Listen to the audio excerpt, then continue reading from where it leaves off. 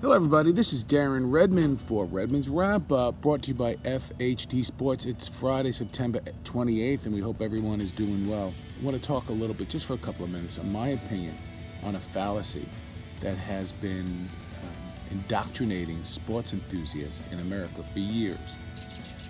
And that is the unsubstantiated, well, look at the ratings. Now, a lot of other things have to do with the ratings. The unsubstantiated claims that Americans love scoring.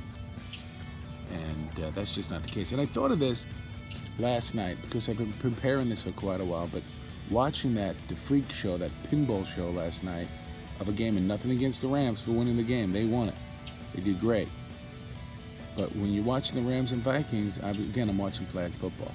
And if you're going to take that faux intellectual snobbery prig approach that says, well, you just want to see people get hurt, no, not the case either. If you've played this game, you don't want to see anybody get hurt. If you are just a sensible human being, chances are you don't want to see anybody get hurt. And don't ever mix that up with wanting to knock somebody out of the game so that they can return the following week. There's a big difference in that. You hit somebody hard enough legally, and legally, they're going to want to quit. They're going to come up with some reason not to go back out on the field. Different issue. I want to talk about this. Americans love scoring, and that's why certain sports don't do well here. That's just fabricated nonsense. And if I really had to point to a cause of that, it's because with the advent of television, both in its original form and now on cable and satellite and everything else on demand, the visuals are easy to sell to advertisers. When you see Joe Namath throw a football 50 yards even in the 60s, it's easy to sell Budweiser beer. When you see people score 5, 6, 7 points a game, and I say points and not runs because depending upon what the sport is, hockey, soccer, baseball, the thought is that that brings people and that brings viewers. But that's really not the case. Football exploded in the 60s because it's optically wonderful to watch on television. It's very concise. But those were defensive struggles. For every beautiful run that Gale Sayers made, who, by the way, the Bears never made the playoffs in the NFL during the height of that time, they loved watching Dick Butkus. Yeah, I mentioned Joe Namath earlier for a reason. He's legendary for winning the Super Bowl, guaranteeing it after being 17-point underdogs against the Miami Dolphins. Truth is, he didn't throw a touchdown pass in that game. The truth is, he called his own game and gave the ball to Emerson Boozer a couple of times. Even those legendary games between the Steelers and the Cowboys in the 70s that would touch 28, 30 points, 34 points, those were defensive struggles as well.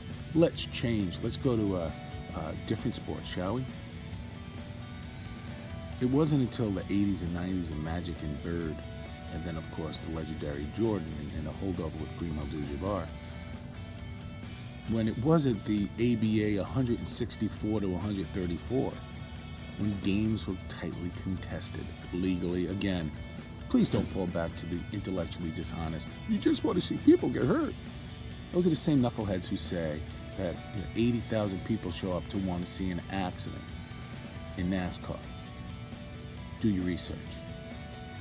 Why is hockey so popular? But then people go, whoa, wait a minute, it's not popular on television. Look at the ratings. All they got to do, hear the ratings. Well, no. Hockey isn't as popular on television as it is in person because the game is so fast-moving, it's tough to pick up on television. Remember we spoke about how television, aesthetically, from the 60s was wonderful for football? Well, people walk to the line, there's a cadence, it takes time, you could set up cameras. Can't do that in hockey. You really can't do that too much in soccer unless you have some of the wide angle views when they cross the field and such, cut across the pitch. Play the ball back. The NASL in the 70s with Giorgio Canaglia, Carlos Alberto, Pele. There were 75,000 people game at a match in the Meadowlands during that time. It was thriving for a while. but it wasn't conducive on television, per se. And other reasons factored in. But people would jam in the stadium, and there was only 2 goals a game, 3 goals a game. And I can go on and on. Every sport you look at, you can see this happening. NBA scoring came down, viewership went up. Now you may say, wait a minute, on television, NFL ratings have never been larger. But there's other variables to it. But it's certainly not because there's too little scoring in it. That's just a misnomer. And I'm going to end with this. Baseball has been the national pastime in America for as long as anybody can remember.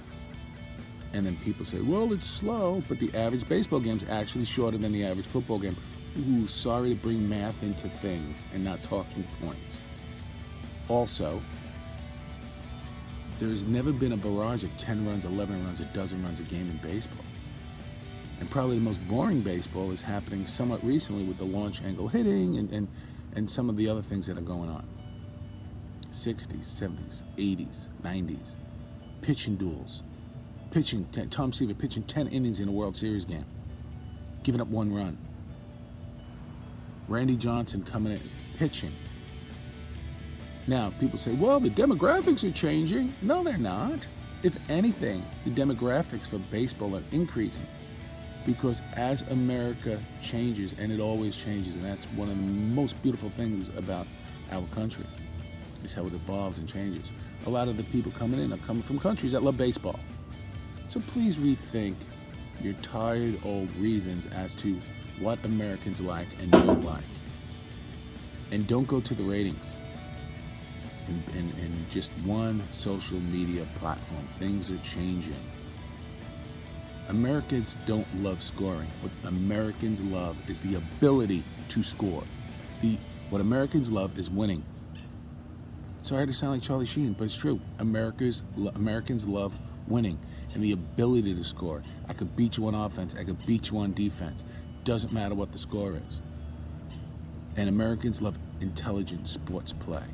Well, I got a 2-goal lead right now. I'm going to play some defense and button this thing down. That's what Americans love. Intelligence, competition, and winning. This is Darren Redmond for Redmond's Wrap-Up. Put a bow on this issue. It is done.